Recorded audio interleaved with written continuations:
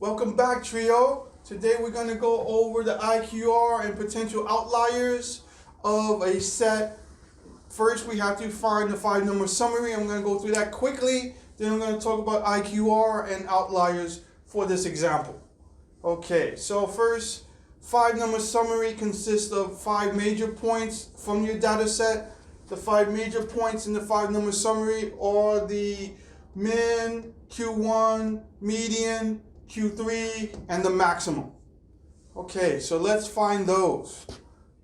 The easy way to do it is to find the min and max first. Min is 0. Let me circle it.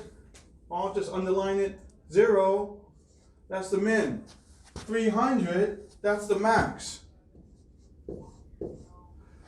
Now to find the middle, all you have to do is add up the numbers and let's see how many we have. 1, 2, 3, 4, 5, 6, 7, 8, 9. Add 1 to that. 9 plus 1 is 10. Divide that by 2. Half of 10 is 5. So we're looking, 5 is not the answer. We're looking for the 5th data value. So we got to count 1, 2, 3, 4, 5. That's 30. That's our median. So it's the 5th value. Now,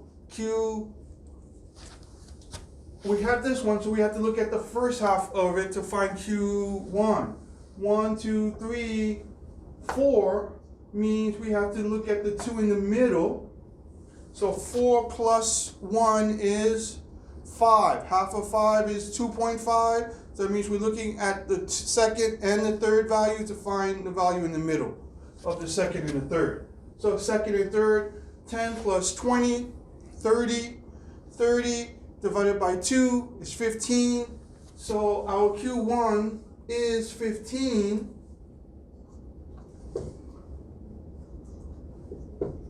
Which is not a data value itself, but it is our second quartile value. Q3, we do the same idea. We're looking at 1, 2, 3, 4. Plus 1 is 5. Half of 5 is 2.5 again. So we're looking between the second and third value after the median. So 1, 2, 3. Add these two up. We got 190, 200, 210. Half of 210. That sounds like 105. So 105 is our Q3. So now we have our 5-number summary. So from here we can find IQR. So let's define what IQR really means. IQR stands for interquartile range. Interquartile range means we're looking at Q3 minus Q1. So that's how you find the interquartile range. So if we subtract these, that means it would be 105 minus 15. 105 minus 15 sounds like 90. 90, 100, 105. So our IQR is 90.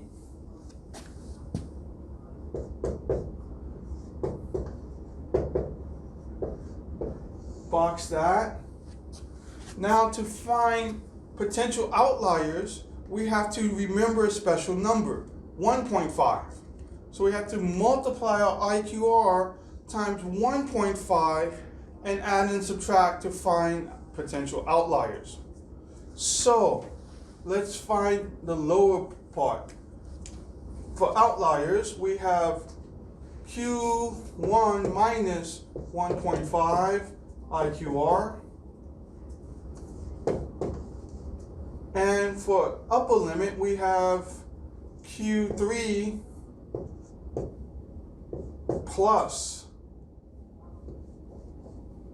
1.5 IQR. So In order to do that, we just have to find out what is 1.5 IQR. So let's do that over here and say 1.5 IQR is 1.5 times 90. And the way I like to do it in my head, 0.5 sounds like 50% or half of 90 is 45. So I just have to add 45 to 90. That sounds like 135. 135 is 1.5 times 90. Okay, so now we know what this is. We can plug it in to here and say Q1, which is 15, minus 135. What will that equal? Well, that sounds like a negative number, right? That sounds like 120 negative. And that is not in our list. So if we had a number smaller than negative 120, it would be an outlier. Our smallest number is 0, which is bigger than that. So 0 is not an outlier. Now let's try the upper limit, which would be 300. Sorry, not 300. Q3, which is 105, plus our IQR, which is 135. And I'll put that over here. This is Q3 plus 1.5 IQR. This was Q1 minus 1.5 IQR. So now, let's do this one. This gives us 240. So any number above 240 is a potential outlier. We have 300, so 300 is an outlier. Now let's put these 3 dots. These 3 dots means therefore. So since we know our limit is 240, anything above that is an outlier. This data value of 300, therefore 300 is an outlier.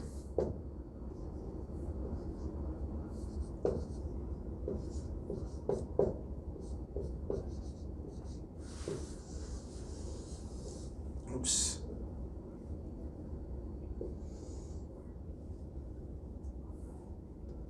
Okay, so again, these 3 dots means therefore. Since we found our upper limit to be 240, 300 is an outlier.